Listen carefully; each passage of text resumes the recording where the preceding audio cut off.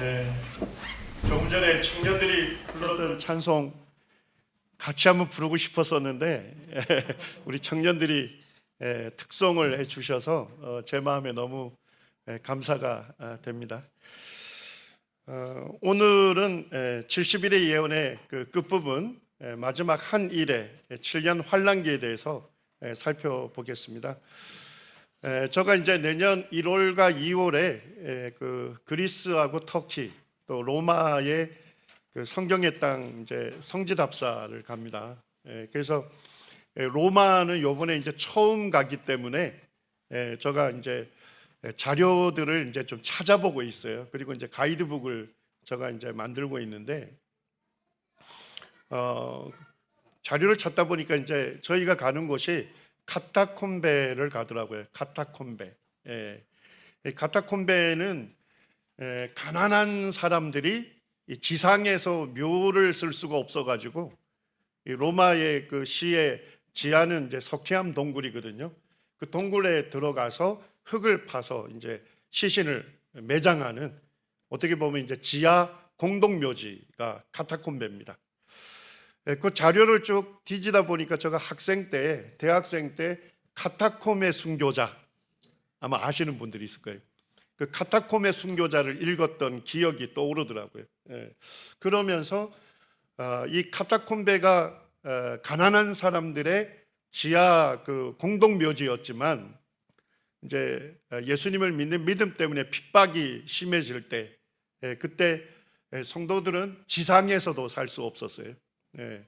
왜냐하니까 로마 사람들, 특별히 로마 시민권자들이 인사를 할 때 뭐라고 인사합니까? 가이사는 나의 주님이십니다. 이게 인사예요. 황제는 나의 주님이십니다. 그러면 상대방이 뭐라고 답합니까? 저에게 있어서도 가이사는 나의 주님이십니다.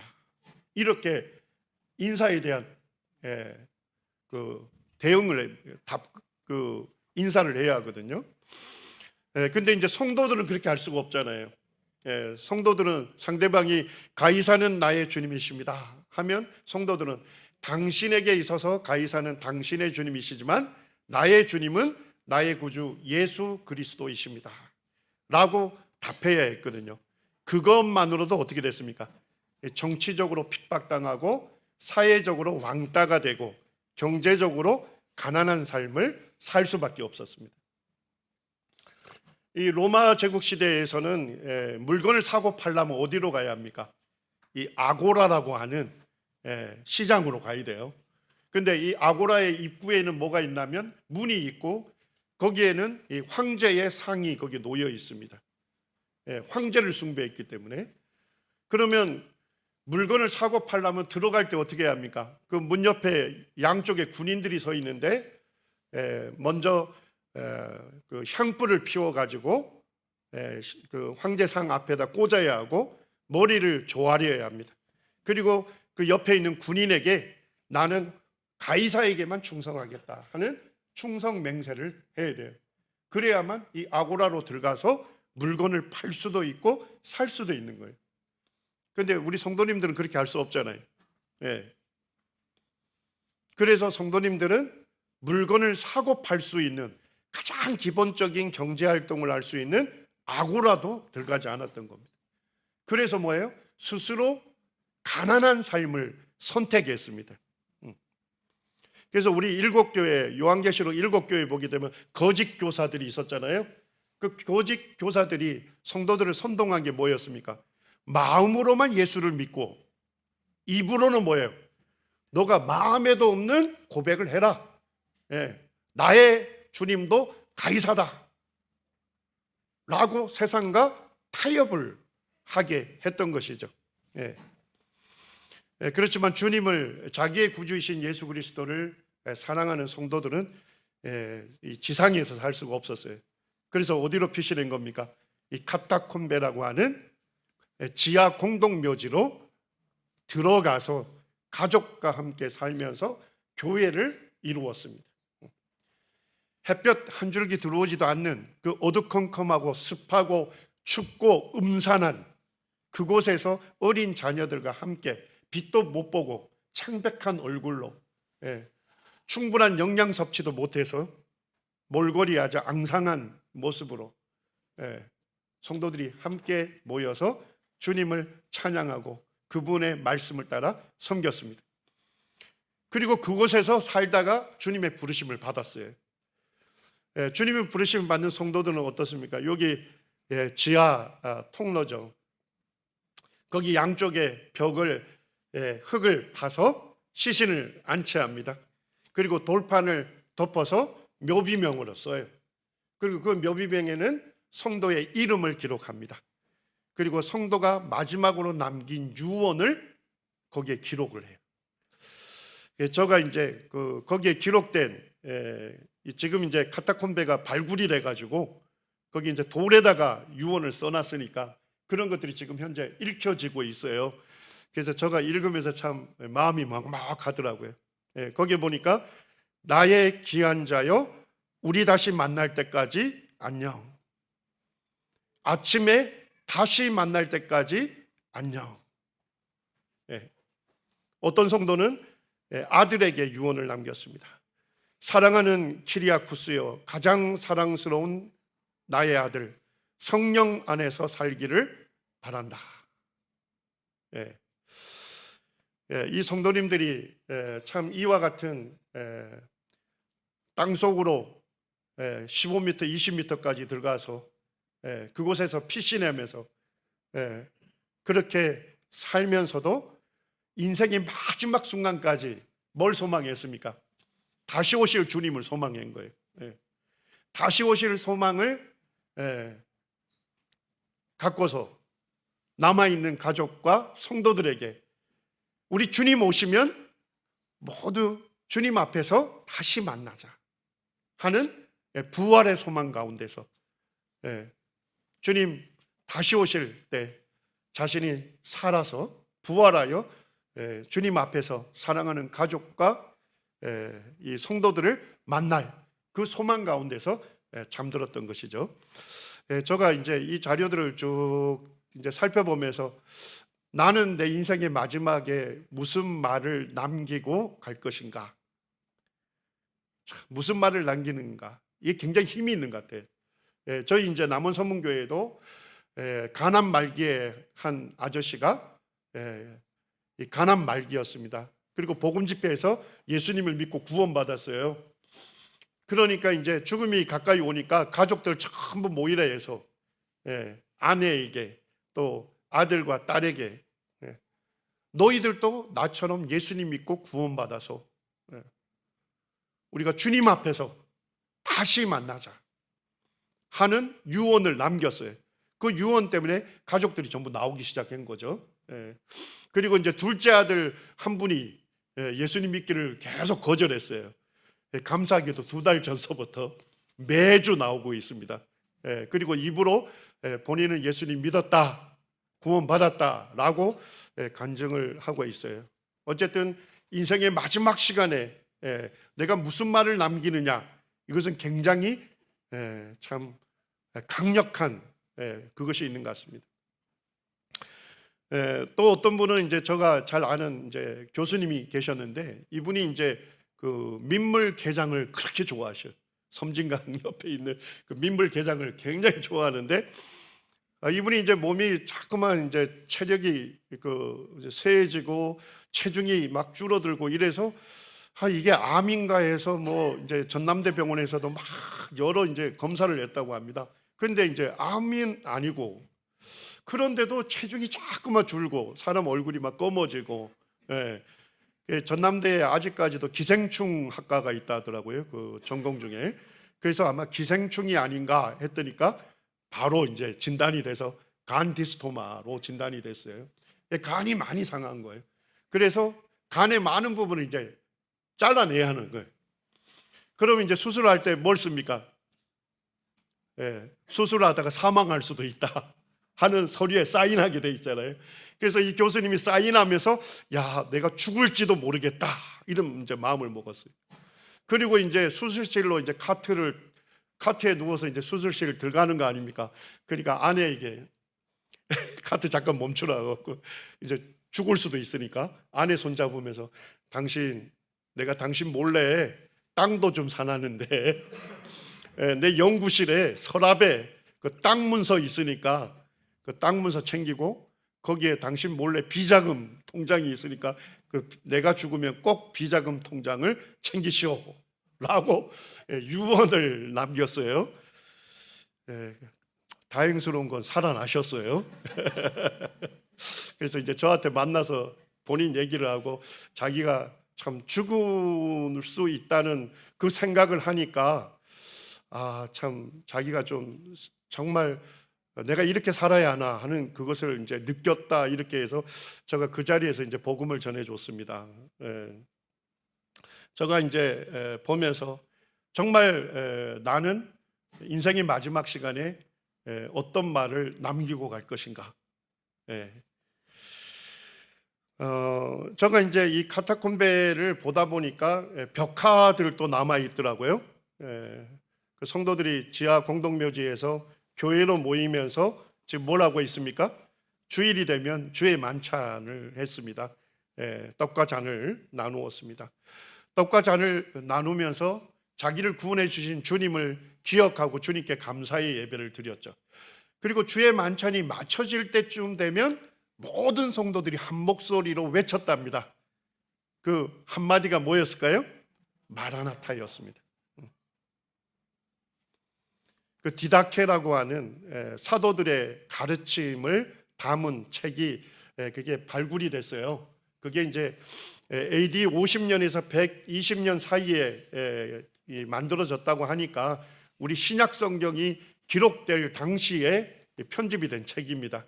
거기에 보니까 침례를 어떻게 침례식을 가질 거냐, 기도는 어떻게 할 것인가, 특별히 이제 주의 만찬은 어떻게 실행할 것인가, 뭐 이런 내용들이 쭉 있는데 제가 읽다 보니까 주의 만찬이 마쳐질 때 초대교회 성도들은 모두 다 한 목소리로 마라나타를 외쳤다는 것입니다. 제가 그걸 보면서 정말 힘겨운 삶을 살면서도 햇볕도 보지 못하는 거 아닙니까? 창백한 얼굴로 영양도 충분하지 않아서 몰골이 앙상하고 춥고 음산한 그곳에서 어린 자식들과 함께 살면서도 주님으로 인해서 그들의 심령에 주님께 대한 감사, 주님을 예배하는 그와 같은 아름다운 삶을 살았고, 그리고 누구를 열망했습니까? 다시 오실 주님, 그 주님을 열망했던 것입니다. 다시 오실 주님이 초대교회 성도들의 삶의 중심이었고 복스러운 소망이 되었습니다.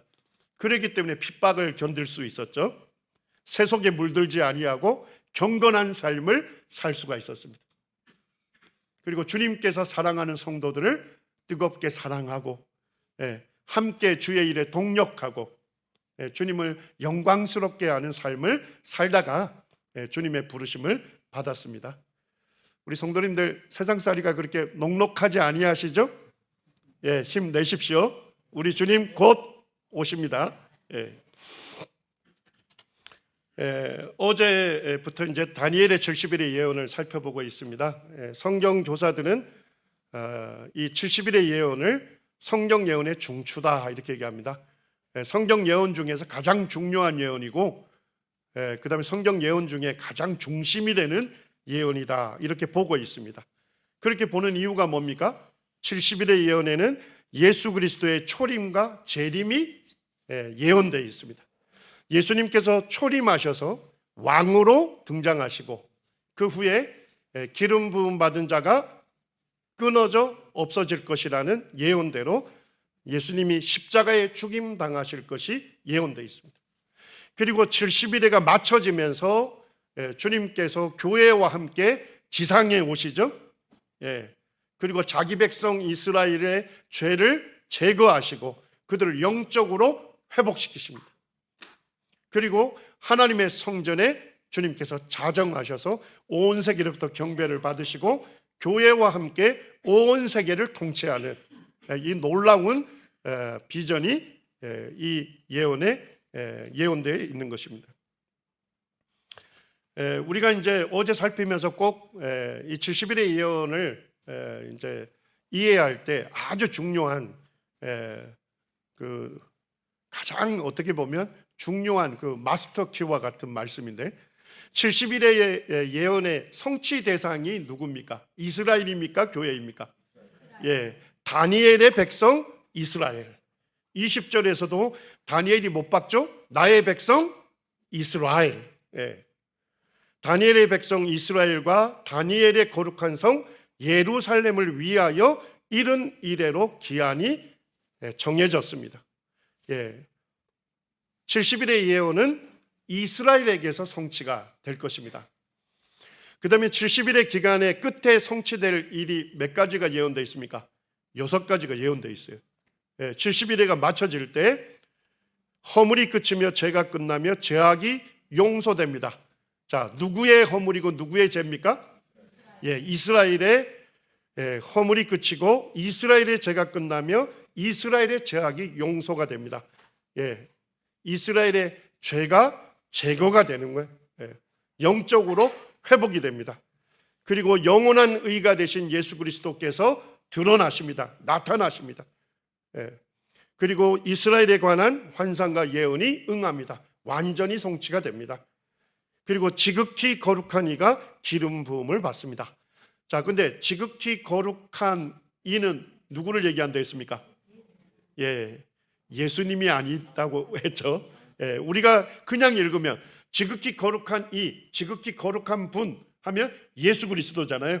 예, 근데 히브리어로는 지극히 거룩한까지 되어 있다 있죠. 예, 지극히 거룩한 이라고 한 것은 의역을 한 것입니다.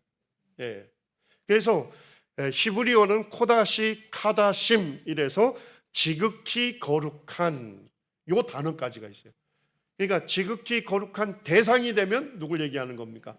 예수 그리스도를 얘기하는 거고, 지극히 거룩한 장소가 되면요, 예, 성전이 되는 것입니다. 성전이 하나님의 성전. 예, 그런데 이제 문법의 용례로 볼 때 이것은 대상을 가리킨 적이 없다.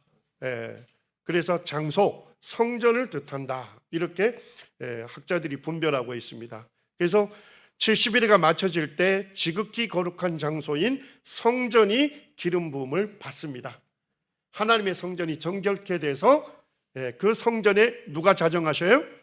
예수 그리스도께서 자정하시고 예수 그리스도께 드려지는 성전 예배가 회복이 될 것입니다. 예. 자, 이제 어제 우리가 이미 살펴봤던 걸 한번 정리하겠습니다.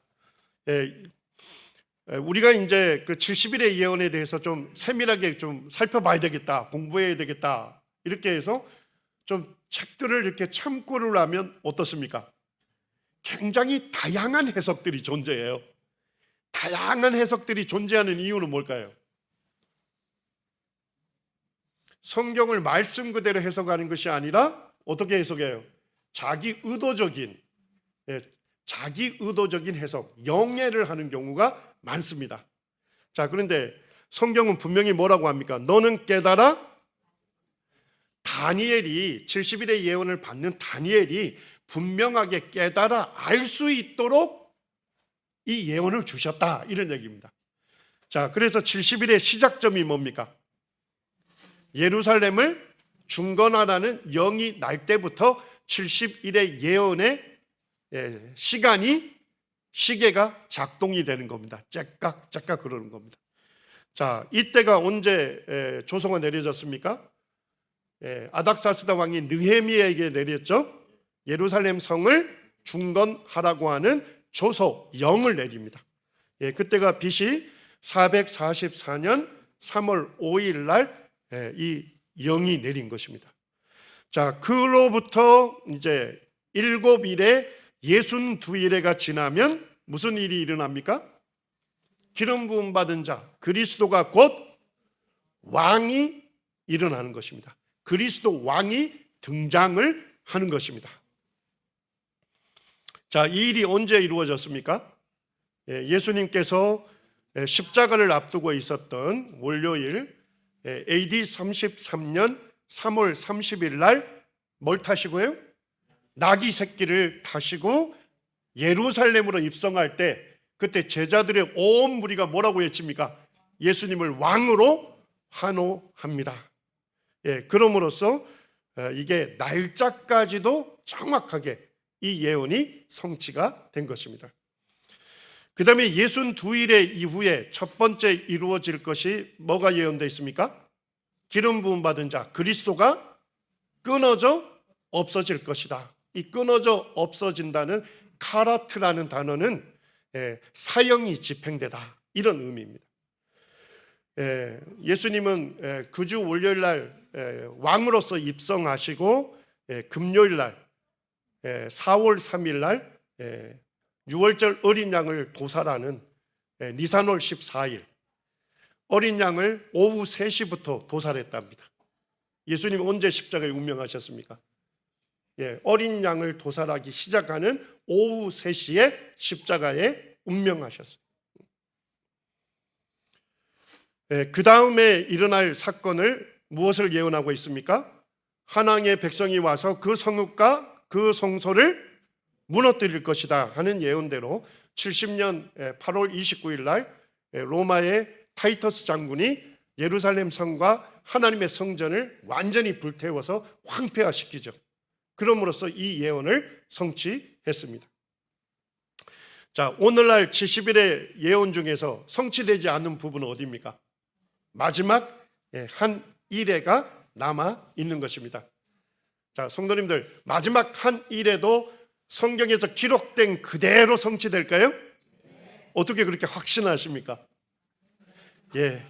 앞부분에서 계속 성취되고 성취되어 왔기 때문에 마지막 한 일에도 반드시 성취될 것이다. 이것은 우리가 확신할 수 있는 것이죠. 예언이 성취되고 지금 우리가 이 앞에 있습니다. 이제 마지막 한 일회가 남은 거죠. 성경교사들은 이것을 7년 환란기라고 하죠. 7년 환란기, 마지막 한 일회가 시작되기 전에 교회는 공중에 오시는 주님께로 부활하고 휴거될 것입니다. 그리고 주님 앞에 다 함께 모이게 될 것입니다.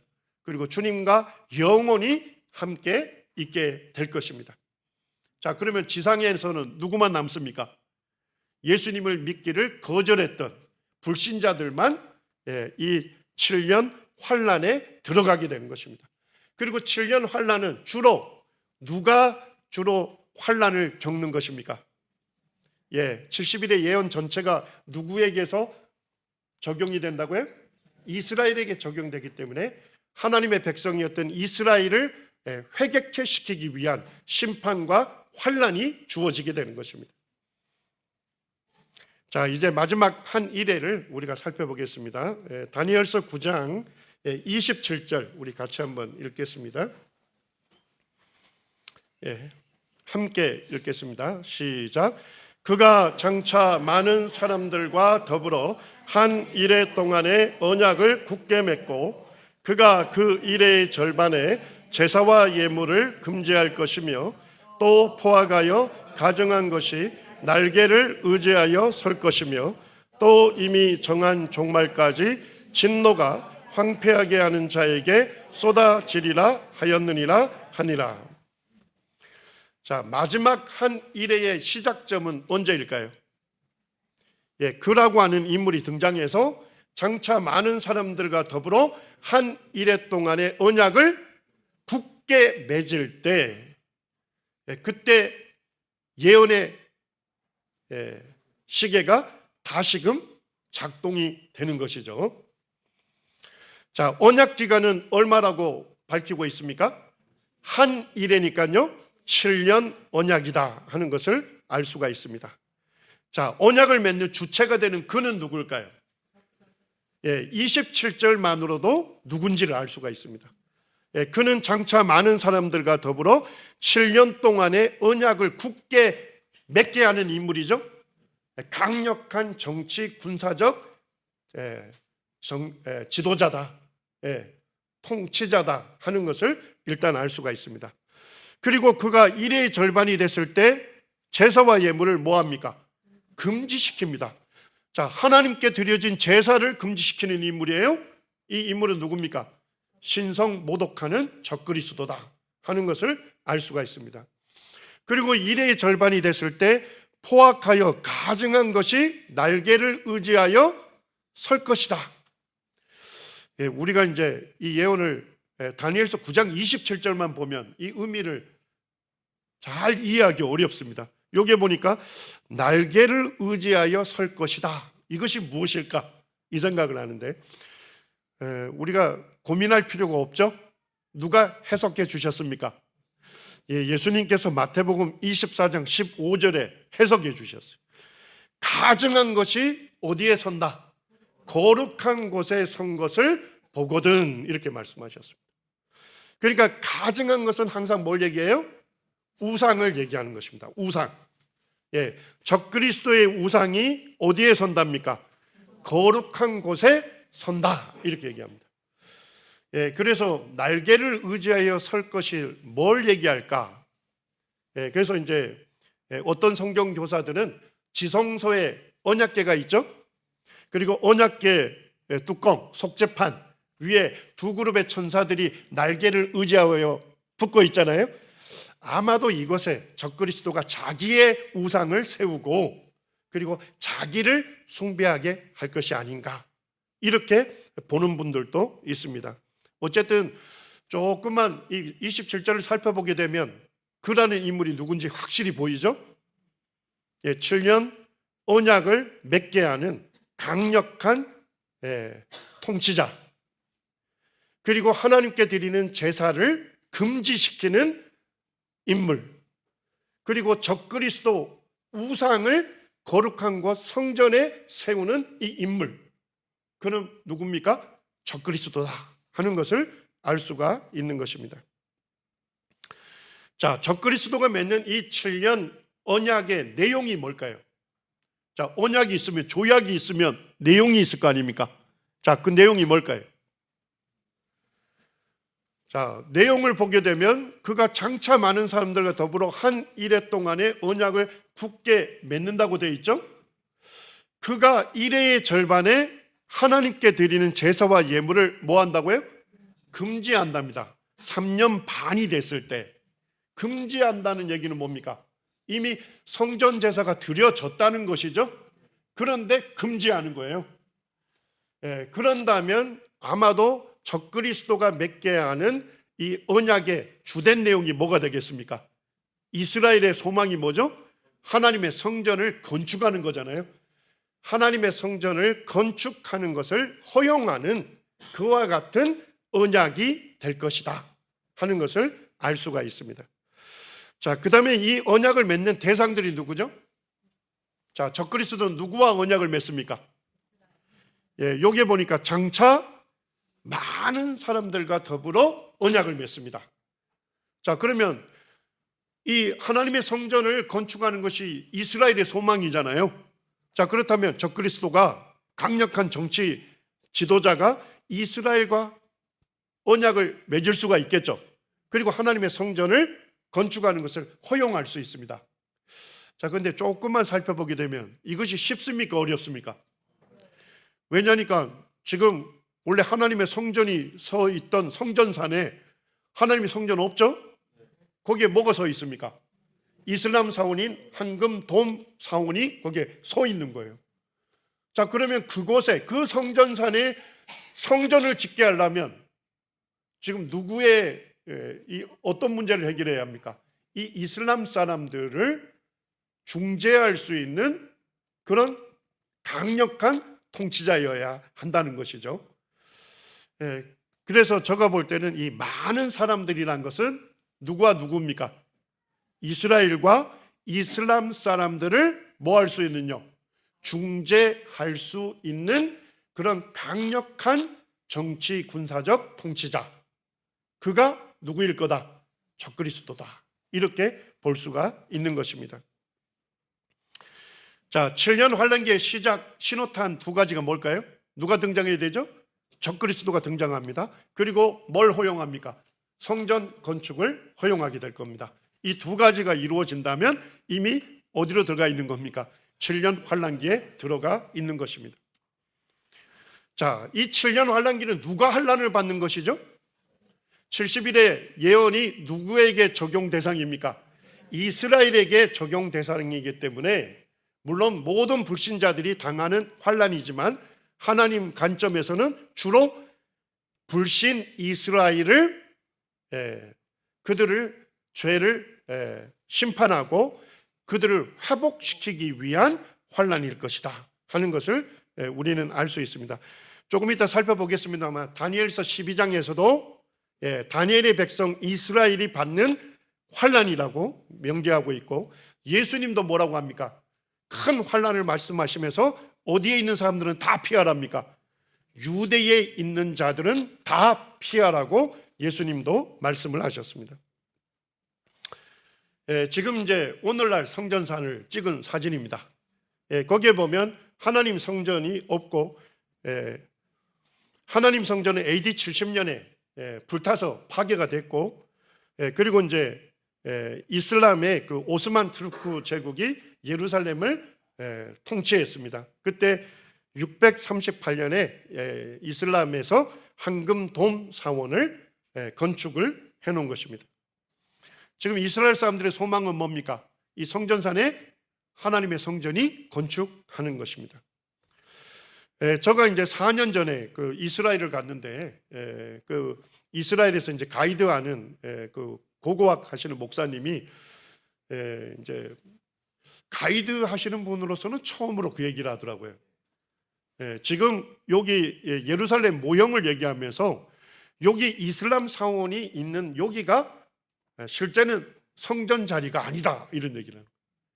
성전 자리는 이 구전 율법을 집대성한 미시나라는 기록에 보면 여기 동쪽 벽에 동문이 있는데 그 동문과 서쪽 문을 일직선상에 그 지성소가 위치한다고 기록이 되어 있다는 겁니다. 그래서 실제 지금 보니까 남쪽에 한 45m 되는데 지금 이슬람 돔 사원이 있다.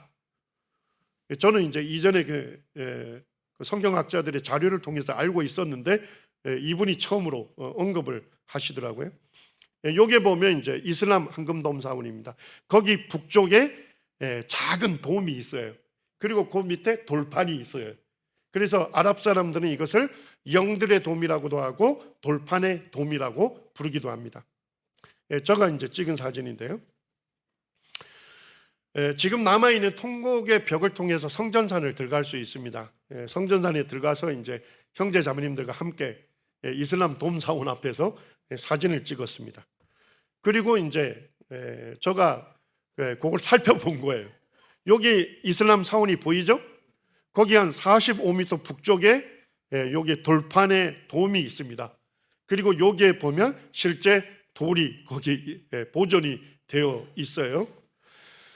근데 이제 이와 같은 견해를 얘기하는 분들이 좀 시시한 분들이 아니고, 히브리 대학교 지금 현직 교수인 아셀 카우프만 교수님도 여기가 지성소 자리다 이렇게 얘기를 하고 있고, 월터 카이저라고 하는 구약학자가 있습니다.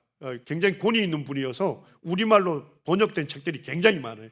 이분도 이 견해를 지지합니다. 그리고 이제 옥스퍼드 대학교 교수인 피터 워커도 여기가 바로 지성소 자리다 하는 것을 지지하고 있습니다. 제가 이제 보니까 월터 카이저 교수님이 쓴 그 마지막 때에 관한 설교라는 책을 제가 읽어봤는데, 여기가 지금 동문이 위치하거든요.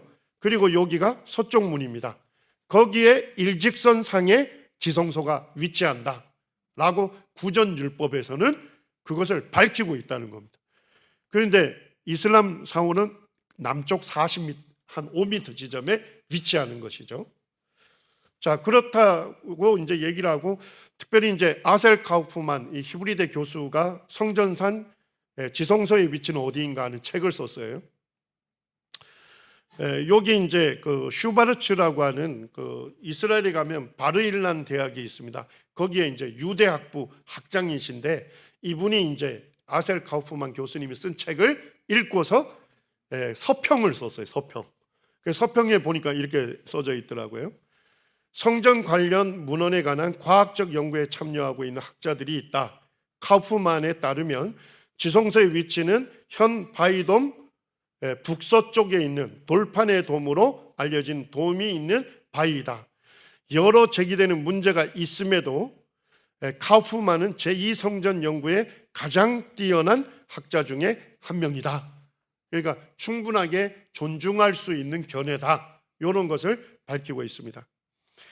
제가 이제 동쪽에 있는 기드론 골짜기에서 찍은 사진이거든요. 실제 보게 되면 여기가 동문입니다. 여기 보이시나요? 이슬람 황금 돔사원의 꼭대기가 보이는데 실제 남쪽에 위치해 있습니다. 그래서 이제 결국 그 아셀 카우프만이나 그 다음에 이제 월터 카이저 교수님들은 어떻게 얘기를 안 하면 여기를 부술 필요가 없다는 것입니다.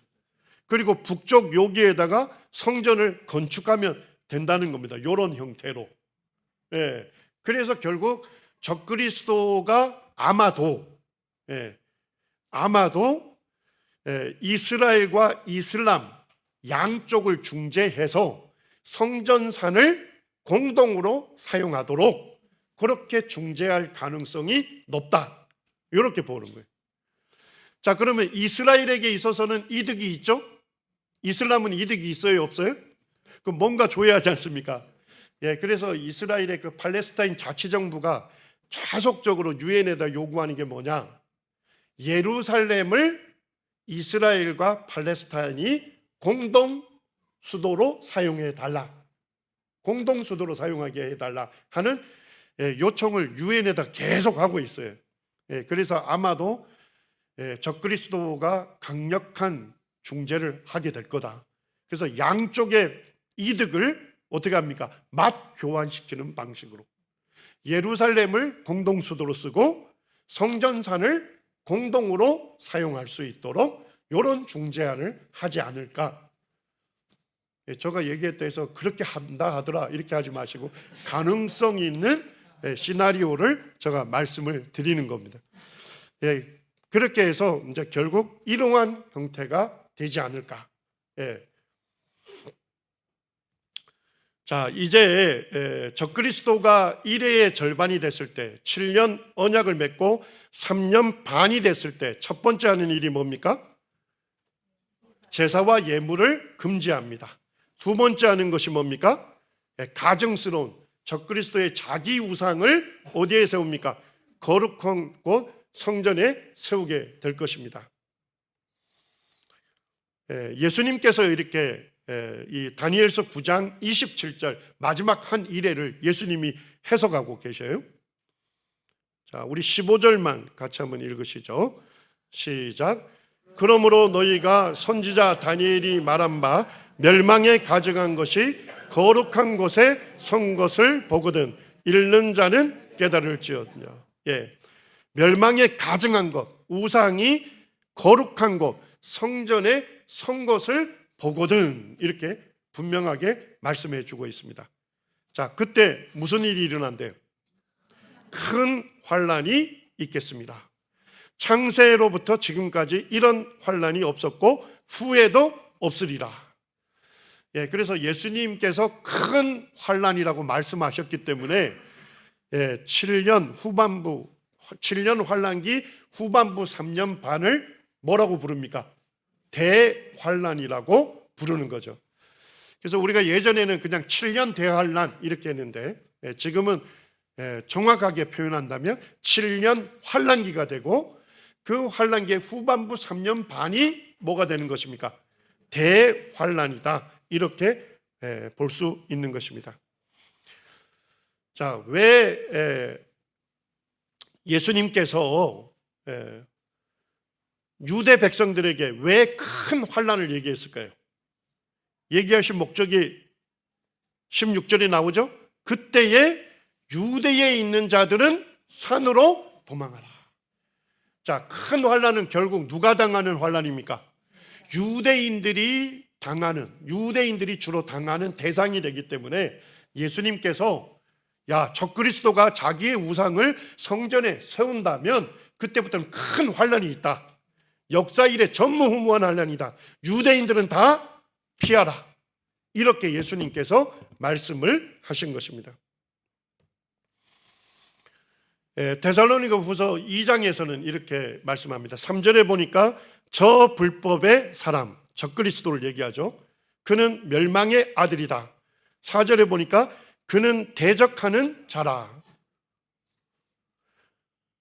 신이라고 불리는 모든 것과 숭배함을 받는 것에 대항하여 그 위에 자기를 높이고 어디에 앉습니까? 하나님의 성전에 앉아 자기를 뭐라고 내세운다고요? 하나님이라고 내세울 것이다. 이렇게 사도 바울은 말씀하고 있습니다. 지금 요 사진인데 요 보좌에 앉아 있는 사람이 누굴까요? 사진이라니까요. 적그리스도가 아직 등장 안 했지 않습니까? 캐톨릭의 그 교황입니다. 교황이 앉아 있는 보좌를 사진을 찍은 거예요, 실제. 자, 근데 여기 누구인 것 같습니까? 뭘 새겨놨어요? 지성소에 언약궤 위에 있는 두 그룹 천사를 거기다 새겨놨잖아요. 그리고 교황이 앉아 있잖아요. 교황이 앉아 있는 자리는 어디입니까? 지성소. 이해가 되시나요? 그 지금 교황이 지성소에 앉아 있는 거예요. 자기들로 보면 하나님의 자리를 대신하고 있는데, 이 교황을 본딸 인물이 누구라고요? 적그리스도다, 이런 얘기입니다.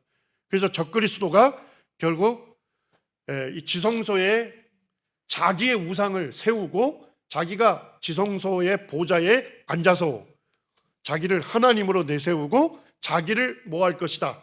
숭배하라고 할 것이다는 것입니다. 자, 유대인들이 전반부에서는, 환란기 전반부에서는 유대인들이 적그리스도를 뭐라고 봤을까요? 아마도 그리스도로 오인했을지 모릅니다. 왜요? 이스라엘의 소망인 하나님의 성전을 건축하게 했지 않습니까? 하나님께 드리는 제사를 회복시킨 인물이죠. 자, 그런데 일의 절반에 어떡합니까? 성전 제사 금지시키죠? 그리고 자기 지성소에 앉죠? 거룩한 곳에 자기 우상을 세웁니다. 자, 우상을 세운다? 그러면 유대인들은 뭐예요? 적그리스도인 거죠. 그래서 유대인들이 대대적으로 누구를 등지게 됩니까? 적그리스도를 등지게 되고, 적그리스도는 뭐예요? 유대인들을 철저하게 핍박을 하게 되는 대환란이 이루어지는 것입니다. 다니엘서 12장 1절에서도 그대로 밝히고 있습니다. 그때의 내 민족, 누구의 민족입니까? 다니엘의 민족 이스라엘에 뭐가 있을 것이다? 환란이 있을 것이다. 근데 그 환란은요, 개국 이래로 그때까지 없던 환란일 것이다. 자, 그러면서 환란을 주시는 목적도 말씀을 합니다. 왜 환란을 주십니까? 결국 이스라엘의 죄를 제거하고 그들을 뭐 하려고요?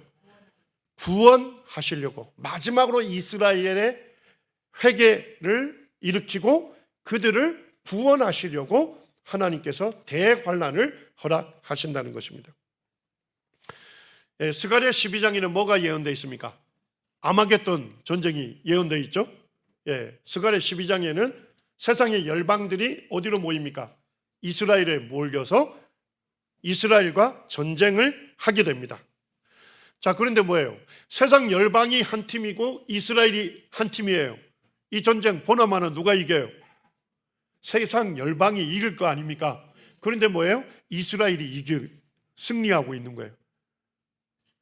가만히 보니까 뭐예요? 자기 편에, 이스라엘 편에 쓰셔서 이스라엘을 대신해서 싸우시는 분이 있어요. 그분이 누구예요? 스가랴 12장 10절에 예언되어 있습니다. 10절 우리 같이 한번 읽겠습니다. 시작. 내가 다윗의 집과 예루살렘 주민에게 은총과 강구하는 심령을 부어주리니 그들이 그 찌른 바 그를 바라보고 그를 위하여 애통하기를 독자를 위하여 애통하듯 하며 그를 위하여 통곡하기를 장자를 위하여 통곡하듯 하리로다. 이 말도 안 되는 전쟁에서 이스라엘이 승리하고 있는 거예요. 그런데 자기 편에서 이스라엘을 대신해서 싸우시는 분을 바라보게 돼요. 그분이 누굽니까? 그들이 찌른 바 그를 바라봅니다. 예, 새번역 성경에서는 더 쉽게 번역을 해놨습니다. 그들이 찔러 죽인 그를 바라보고서. 자, 그들이 찔러 죽인, 언제를 얘기합니까? 예수 그리스도의 초림을 얘기하는 것이죠. 유대인들이 예수님을 십자가에 못 박았지 않습니까? 그런데 이제 뭐 하고 있습니까? 그를 바라보고 있는 거예요. 언제예요? 예수님이 재림하실 때. 그러니까 스가랴 12장 10절은 뭐예요? 예수님의 초림과 재림이 같이 기록된 유일한 구절입니다. 예수님 초림과 재림이 동시에 기록되어 있는 유일한 예언이에요. 그래서 자기 백성들이 알지 못하고 십자가에 못 박았던 그 예수님이 바로 자기 편에 서셔서 자기들을 승리케 하시는 그리스도이심을 깨닫게 되는 겁니다. 그랬을 때 유대인들이 어떻게 합니까? 그를 위하여 애통하기를 독자를 위하여 애통하듯 하며 그를 위하여 통곡하기를 장자를 위하여 통곡하듯 하리라. 독자를 잃은 슬픔, 장자를 잃은 슬픔, 자기들의 가슴을 치면서 애통합니다. 그리고 더 읽어보게 되면 지파별로 회개하고 남편이 회개하고 아내가 회개하는 민족적인 회개가 쫙 일어나요. 예. 이스라엘이 하나님께로 돌이키는 것입니다. 왜 대환란이라 했을까요? 왜 대환란이란 말을 썼을까요? 스가랴 13장 8절에서 여호와가 말하노라 이 온 땅에서 3분의 2는 뭐하고요? 멸망하고 3분의 1은 거기 남으리라. 이 온 땅은 뭘 얘기할까요? 온 세상을 얘기하는 것이 아닙니다. 자, 우리 성경을 좀 펼쳐야 되겠습니다. 스가랴 12장을 한번 보시죠. 스가랴 12장 12절입니다. 자, 스가랴 12장 12절에 온 땅이 나오죠? 맞습니까? 예, 온 땅은 뭡니까? 온 땅 각 족속이 따로 애통하되 다윗의 족속이 따로하고 그들의 아내들이 따로하며 나단의 족속이 따로하고 그들의 아내들이 따로하며 레이의 족속이 따로하고 그들의 아내들이 따로하며 심의 족속이 따로하고. 온 땅은 어디를 얘기합니까? 이스라엘을 얘기하고 있지 않습니까? 맞습니까? 예, 온 땅은 이스라엘을 얘기하는 거예요. 예, 어떤 분들은 이거를 전 세계로 잘못 해석하는 분들이 있습니다. 예, 이스라엘입니다. 이스라엘의 3분의 2가 뭐 한다고요? 죽임당하는 것입니다. 3분의 2는 살아서 천년왕국에 들어갑니다. 2차 세계대전 때 히틀러에 의해서 유대인들 몇만 명이 학살당했습니까? 600만 명이 학살당했죠.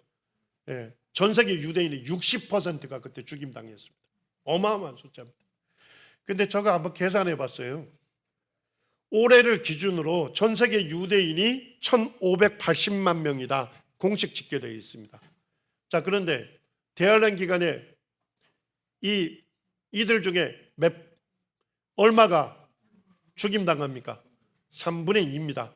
3분의 2를 따져보면 1053만 명이 죽임당하는 것입니다. 좀 상상이 되십니까? 예. 왜 예수님이 큰 환란이다, 유대에 있는 자들은 다 피해라, 창세로부터 지금까지 없었고 후에도 없을 대환란을 말씀하고 있는 것입니다. 그래서 결국 7년 환란기는 주로 누가 당할 환란입니까? 이스라엘이 당할 환란이다, 이렇게 성경은 말씀하고 있는 것입니다. 자, 한번 마지막 한 일회를 정리해 보겠습니다. 환란기의 시작을 알리는 신호가 뭡니까? 적그리스도가 등장해서 이스라엘과 이슬람을 중재하는 7년 평화 조약을 맺게 될 것입니다. 자, 내용은 뭐였습니까? 이스라엘의 소망인 성전을 건축하게 하는 거예요. 자, 성전이 건축되면 뭐가 시작이 될까요? 성전 제사가 재개가 될 것입니다. 자, 그리고 절반이 됐을 때, 3년 반이 됐을 때 적그리스도가 무슨 일을 합니까? 성전 제사 금지시킵니다. 그리고 자기의 우상을 어디에 세웁니까? 거룩한 곳 성소에 세웁니다. 그리고 자기가 지성소에 자정합니다. 그리고 자기를 하나님으로 숭배하게 할 것입니다. 그제서야 유대인들이 적그리스도임을 알고 적그리스도로부터 등을 지게 되는 거예요. 자, 그럴 때 적그리스도는 누구를 철저하게 핍박합니까? 유대인들을 철저하게 핍박해서 유대인의 3분의 2가 죽임당하는 그와 같은 대환란이 있게 될 것입니다. 그리고 이제 유대인들을 철저하게 핍박하고 환란을 일으키는 그에게 그를 황폐하게 하는 자라고 얘기하는데, 하나님의 진노가 황폐하게 하는 적그리스도에게 쏟아질 것이다, 이렇게 예언하고 있습니다. 자, 이제 마지막 한 일회가 맞춰지면 무슨 일이 일어날까요? 주님께서 교회와 함께 지상에 재림하실 것입니다. 그리고 이스라엘의 죄를 제거하고 그들을 영적으로 회복시킬 것입니다. 영원한 의가 되신 주님께서 임재하실 것입니다. 이스라엘에 관한 환상과 예언이 성취될 것입니다. 그리고 지극히 거룩한 장소 성전이 기름 부음을 받아서 정결케 되어서 주님께 봉헌이 될 것입니다. 그리고 주님은 그 지성소에 자정하셔서 온 세계로부터 경배를 받으시고 교회와 함께 온 세계를 통치하게 될 것입니다. 스가랴 14장 4절에는 주님께서 어디에 지상에 재림한다고 분명히 밝힙니까? 감람산에 서실 것이요. 자, 이 말씀대로 주님께서 지상에 오실 때 감람산으로 오실까요? 그렇습니다. 제가 이스라엘에 가서 놀란 게 있어요. 감람산에 갔더니까 감람산이 전부 다 유대인들의 공동묘지예요. 묘지로 쫙 덮여 있어요. 경건한 유대인들은 죽음이 가까이 오면 유언을 한답니다. 나를 감람산에 묻어달라. 자, 왜 감람산에 묻어달라 할까요? 주님께서 지상에 재림할 때 믿는 유대인들이 어떻게 됩니까? 부활하게 되잖아요. 네. 그래서 경건한 유대인들은 뭐냐면 주님께서 이 감람산에 오실 때 믿는 유대인들이 부활하기 때문에 자기가 가장 먼저 부활하여 그리스도를 영접하겠다 하는 소망으로 잠든다는 것입니다. 경건한 유대인들도 스가랴 14장 4절을 문자 그대로 성취될 것을 믿었습니다. 그리고 제가 감람산에서 쫙 보니까 성전산 전체가 보여요. 그리고 동쪽이 기드론 골짜기입니다. 그리고 동쪽 벽에 동문이 있잖아요. 자, 근데 동문이 어떻게 됐냐? 폐쇄가 되어 있습니다. 누가 이 동문을 폐쇄시켰을까요? 오스만 투르크 제국, 이슬람 제국이 예루살렘을 통치할 때 그들이 에스겔 43장을 읽은 거예요. 거기에 보니까 여호와의 영광이 동쪽 감람산에 임하시죠. 그리고 여호와의 영광이 기드론 골짜기를 지나 동문으로 들어가잖아요. 그리고 성전의 안뜰로 지나서 성전 지성소에 여호와의 영광이 자정하십니다. 그러니까 이슬람 사람들이 이 성경 구절을 읽은 거예요. 여호와의 영광, 그리스도가 이 동문을 통과하면 우리 이슬람은 망한다. 그래서 이슬람 사람들이 어떻게 했습니까? 동문을 폐쇄시킨 겁니다. 지금도 폐쇄되어 있습니다. 제가 그걸 딱 생각하니까 이슬람 사람들도 에스겔 43장을 어떻게 믿었다는 겁니까? 문자 그대로 믿었다는 것입니다. 그리고 이슬람 사람들은 죽음을 맞이하게 되면 공동묘지를 어디에 했을까요? 놀랍게도 동문 앞에 전부 이슬람 사람들의 공동묘지. 아랍 사람들. 왜 아랍 사람들은 죽어서 동문 앞에 묻히기를 원했을까요? 그렇습니다. 메시아가 오는 것을 죽어서도 막겠다.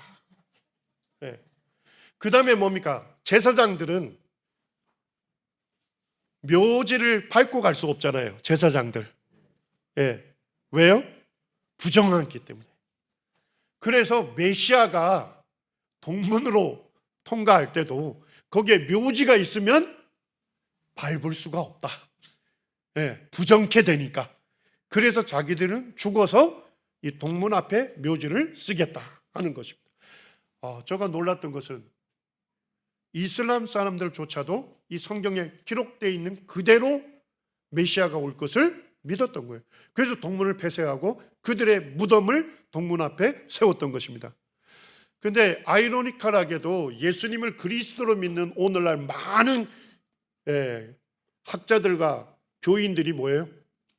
이 성경을 문자 그대로 믿지 않는 것입니다. 특별히 그리스도의 재림과 관련해서 그리스도가 감람산에 오신다고 성경은 분명하게 밝히고 있는데도 이것을 믿지 않는 것입니다. 우리 성도님들은 이 말씀 그대로 이루어질 것을 믿으십니까? 믿는 자가 복된 것입니다. 예수님이 왜 베들레헴에 태어나셨습니까?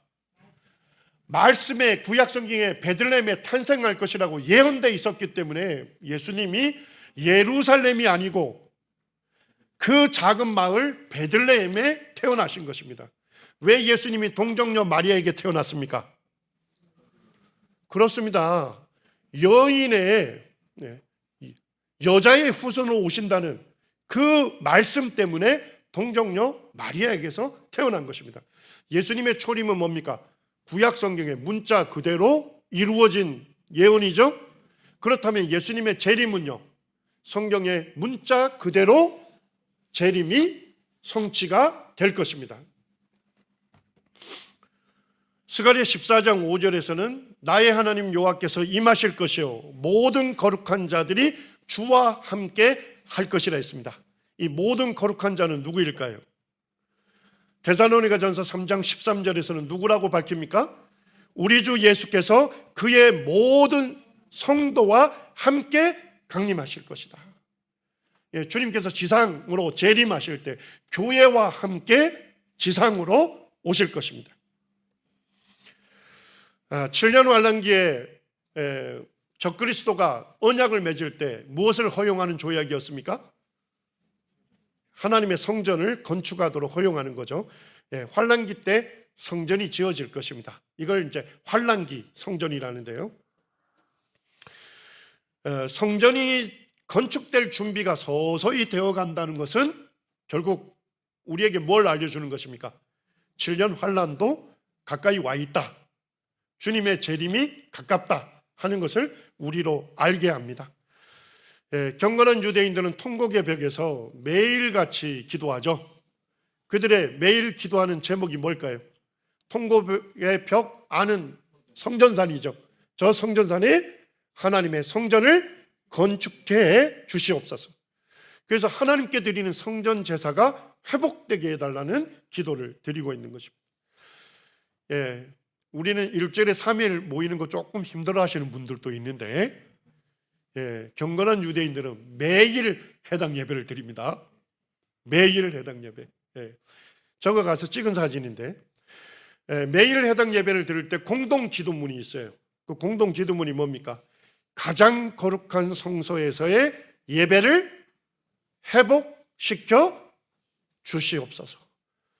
자, 결국 유대인들이 드리는 예배 드리려면, 제사 드리려면 뭐가 있어야 합니까? 성전이 건축되어야 하는 것입니다. 지금 이제 모형인데요. 여기가 통곡의 벽입니다. 유대인들이 이 성벽 그 기초를 보기 위해서 지금 여기에 터널을 뚫었어요. 여기 아랍 구역이거든요.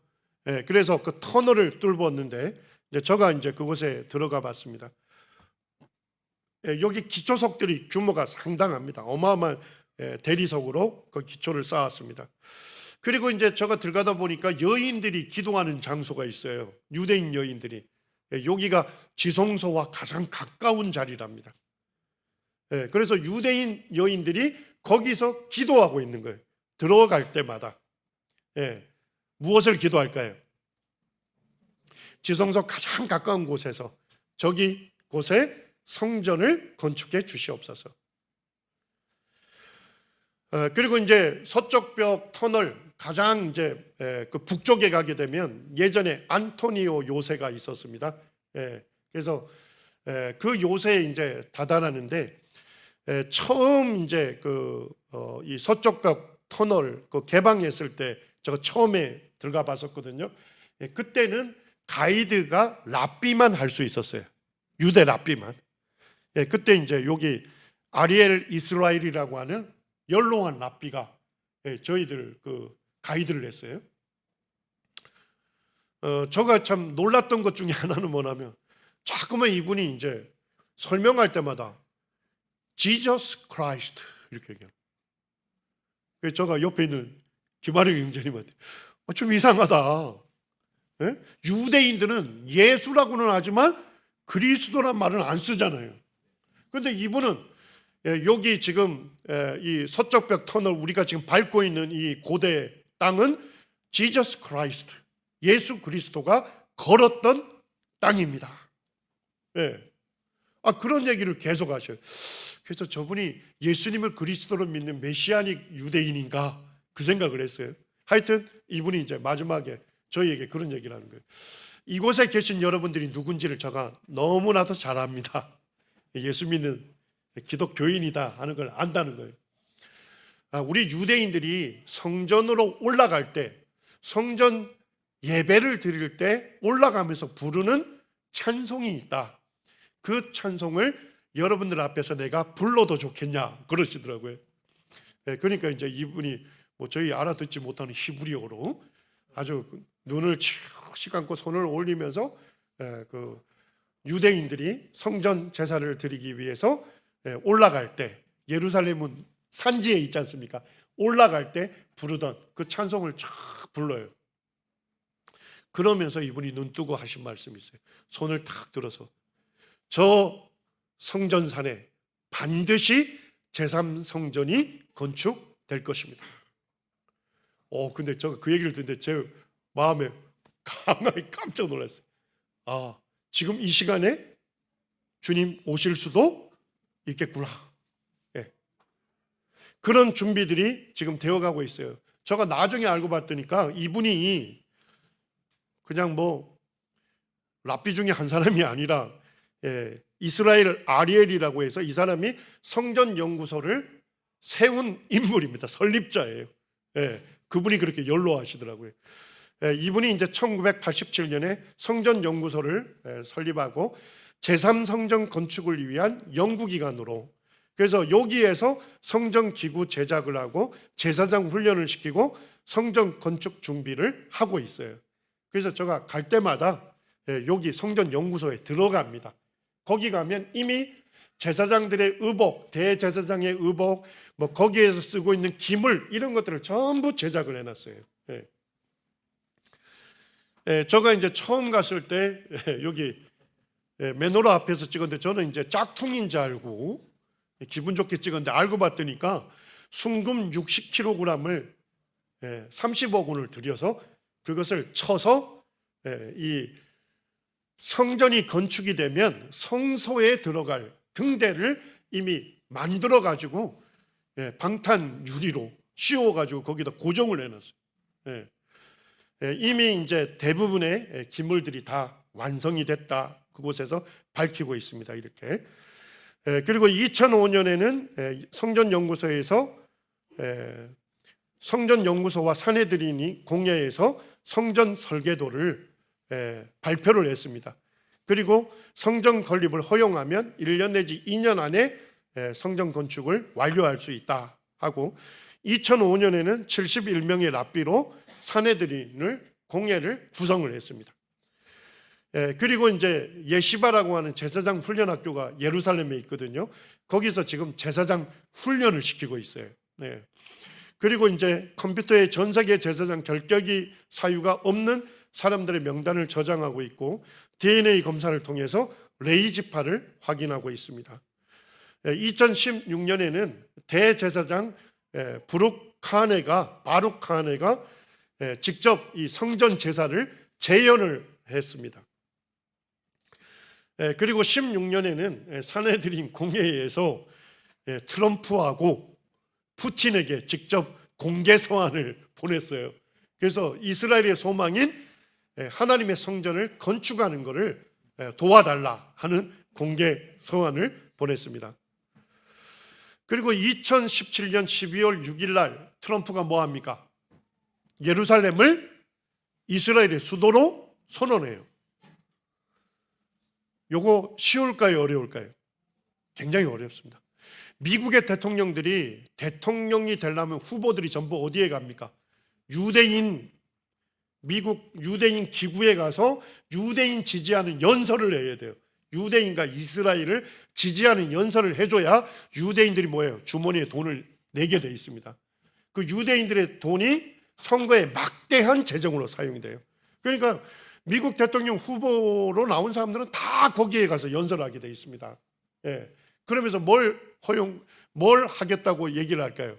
후보 시절에 예루살렘을 이스라엘의 수도로 선언하겠다.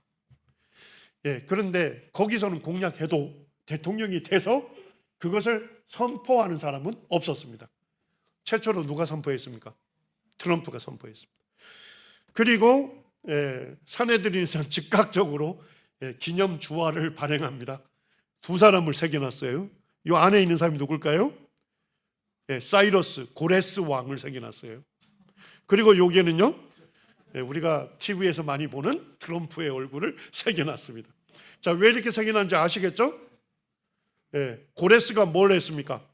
유대인들을 귀환시키고 성전 건축 허용하는 조서를 내렸잖아요. 고레스와 같이 그 일을 누가 해달라는 겁니까? 트럼프가 하나님의 성전을 건축하는 그와 같은 일에 지대한 영향을 미쳐달라 하는 그런 의미로 동전을 발행합니다. 자, 그런데 놀랍게도 뭡니까? 1948년 5월 14일 날 독립했죠? 70년이 되는 게 2018년 5월 14일이었습니다. 자, 미국에서 전격적으로 뭘 했습니까? 대사관을 예루살렘으로 옮겼지 않습니까? 대사관을 예루살렘으로 옮기니까 다른 나라들도 예루살렘으로 대사관을 옮기게 된 거예요. 그러니까 예루살렘을 이스라엘의 수도로 선포만 한 것이 아니라 미국 대사관을 예루살렘으로 옮기면서 다른 나라들도 그곳으로 옮겨가게 된 것입니다. 사실 트럼프가 했어요. 저도 이제 트럼프 뭐 좋아하지 않는 면들 많은데 어쨌든 이 연약한 사람을 사용해서 하나님의 일을 이루어 가시고 있는 것입니다. 올해죠. 2025년 에스겔 40장에서 47장까지 설계도를 주셨죠. 성전의 설계도. 그 설계도에 의해서 성전이 지어지지 않습니까? 그때 여호와의 영광이 성전에 자정하시면서 성전에 여호와의 영광이 충만하게 됩니다. 그러면서 여호와께서 자기 백성과 함께 그곳에 계시다. 여호와 산마로 맞춰지게 됩니다. 자, 그런데 50분의 1 모형을 이미 뭐인 거예요? 만들어 놨다니까요.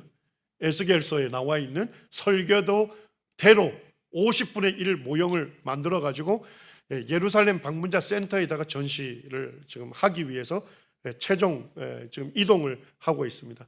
제가 내후년에는 가보려고 하는데 아마도 직접 가서 찍은 사진을 보여드릴 수 있을 것 같아요. 규모가 150m 곱하기 150m.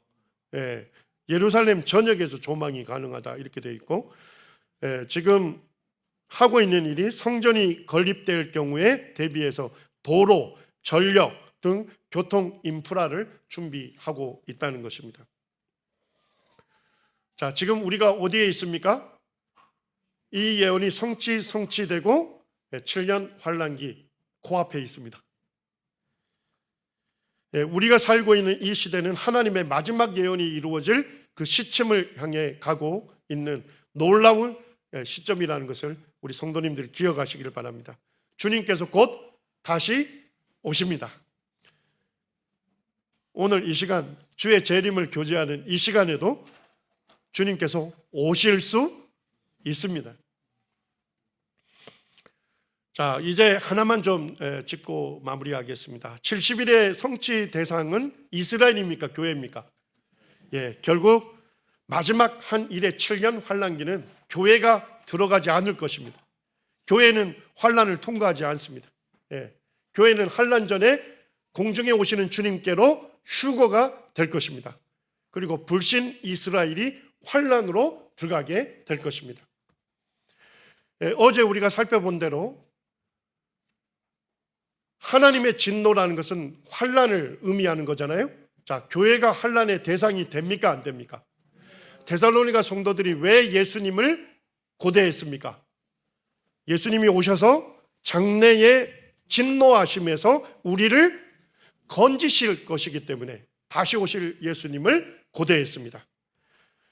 그리고 살전 데살로니가전서 5장 9절에서는 하나님이 우리를 세우심은 진노하심에 이르게 하심이 아니라고 분명하게 말씀하고 있는 것입니다. 예, 진노하심에, 하나님의 진노하심에, 환란에 이르게 하심이 아닙니다. 요한계시록 3장에서 10절에서는 빌라델피아 교회에게 주신 약속입니다. 우리 같이 읽겠습니다. 10절만요. 시작. 내가 나의 인내의 말씀을 지켰은즉 내가 또한 너를 지켜 시험의 때를 면하게 하리니 이는 장차 온 세상에 땅에 거하는 자들을 시험할 때라. 자, 시험의 때를 뭐 해 주시겠대요? 면하게 하리니. 더 쉽게 번역하면 면제해 주실 것이니 이런 얘기입니다. 면제한다 이런 얘기입니다. 헬라어로 테레오 에크라고 하는데 환란 속에서 보호한다는 의미가 아니다는 겁니다. 환란 중에서 보호한다는 게 아니에요. 환란이 일어나기 전에 그 바깥으로 뭐 한다고요? 옮겨서 지켜낸다는 것입니다. 자, 근데 이 시험은 어떤 시험입니까? 장차, 장래에 있을 거죠? 그리고 온 세상에 임하는 시험입니다. 요한계시록 6장에서 19장이 나와 있는 환란을 말씀하고 있는 것이죠. 자, 그리고 누가 받는 시험입니까? 땅에 거하는 자들이 받는 시험입니다. 우리 성도들은 환란의 시기에 땅에 있습니까? 아닙니다. 휴거되어서 공중에 있습니다. 그리고 지상에 남아있는, 땅에 남아있는 사람들이 환란을 겪게 될 것입니다. 자, 이 놀라운 약속을 빌라델피아 교회에게만 주셨을까요? 13절에 뭐라고 하십니까? 기 있는 자들은 성령이 누구에게요? 교회들에게 하시는 말씀을 들을지어다. 빌라델피아에게 주신 이 놀라운 약속은 교회들에게, 모든 교회들에게 주신 약속이 확실한 것입니다. 어떤 분들은 환란 통과서를 주장해요. 교회가 환란을 통과할 것이다. 그리고 환란 통과해서 환란 후에 뭐 할 것이다. 휴거를 말하는 분들이 있습니다. 자, 그러면 다른 성경 구절과 조화를 이루기가 어려워요. 왜 그렇습니까? 자, 환란을 통과했죠? 환란 후에 휴거가 됩니다. 자, 그럼 모든 성도들이 부활하고 휴거가 되겠죠? 자, 그러면 무슨 몸을 입습니까? 부활의 몸, 영화로운 몸을 입죠? 맞습니까? 영생불사하는 몸을 입게 될 거예요. 그리고 공중에 오시는 주님을 영접해서 함께 내려와서 천년왕국으로 들어간답니다. 맞습니까? 자, 그럼 환란 후 후거론자들의 주장, 견해에 의하게 되면 천년왕국에 누구만 들어가는 겁니까? 변화된 몸을 입은 사람들만 들어가겠죠? 맞습니까? 자, 그러면 천년왕국에서 자식 낳아요, 안 낳아요? 낳지 않죠. 변화된 몸을 입었는데요. 시집가고 장가가는 것이 아니라 있지 않습니까? 천사들처럼 된다 있지 않습니까? 자식 낳지도 않죠? 죽습니까? 안 죽습니까? 죽음을 경험하지도 않을 거예요. 자, 근데 구약 성경이 말씀하는 천년왕국은 뭘 얘기합니까? 천년왕국에는 결혼도 하고 아이도 낳고 농사도 하고 길게 살다가 죽기도 하는 거예요. 자, 중요하니까 한번 찾겠습니다. 이사야 11장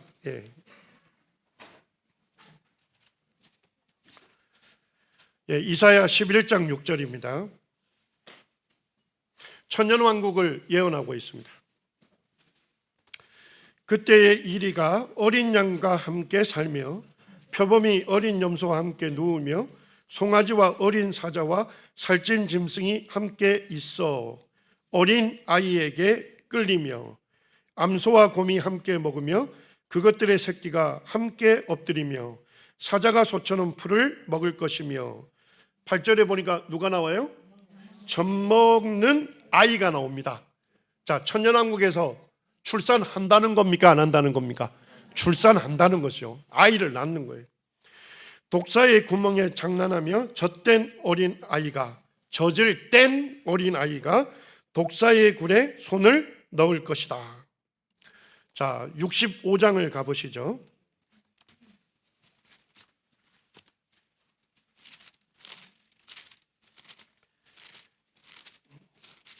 65장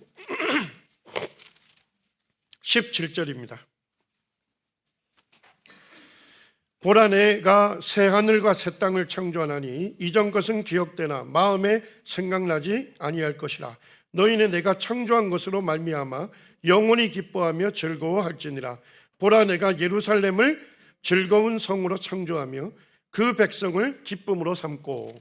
자, 그 다음 넘기시죠. 20절. 자, 여기에서 새 하늘과 새 땅은 어딜 얘기할까요? 천년왕국을 얘기합니다. 왜냐니까 20절을 보시면 알 수 있습니다. 거기는 날수가 많지 못하여 죽는 어린이와 수완이 차지 못한 노인이 다시는 없을 것이라. 곧 100세에 죽는 자들을 젊은이라 하겠고 100세가 못되어 죽는 자는 저주받은 자들이라. 자, 어쨌든 뭡니까? 죽음이 있다는 것이죠. 맞습니까?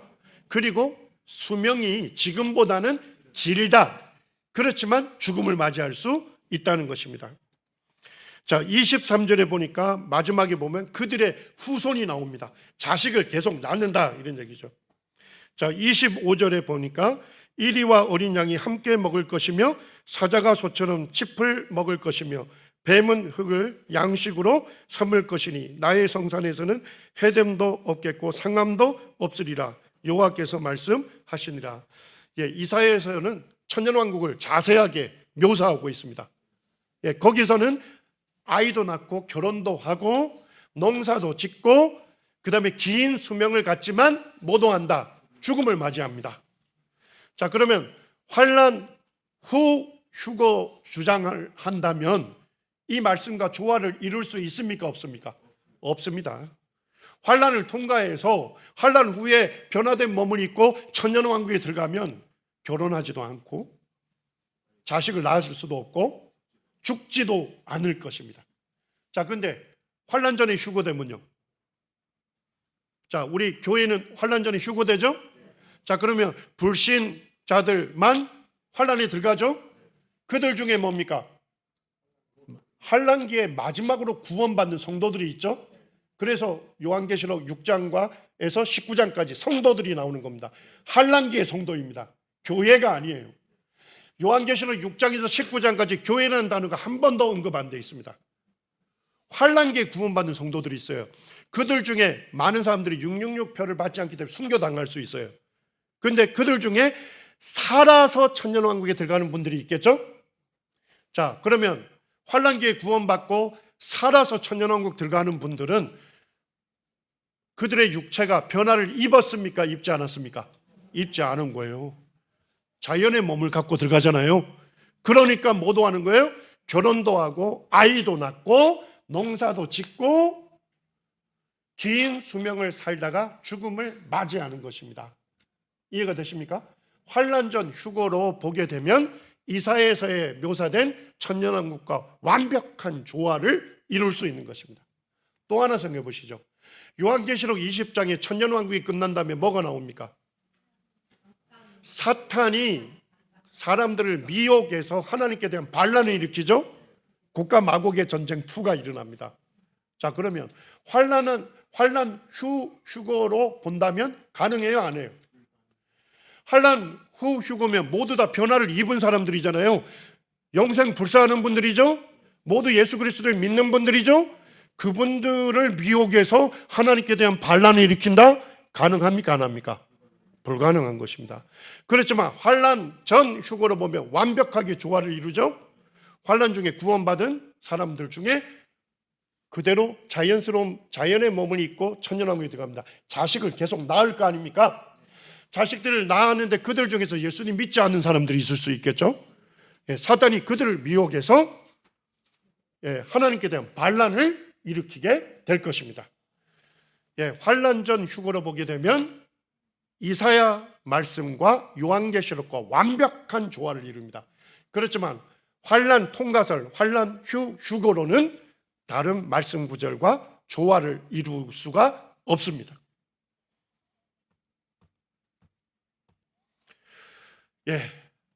이제 말씀을 정리하겠습니다.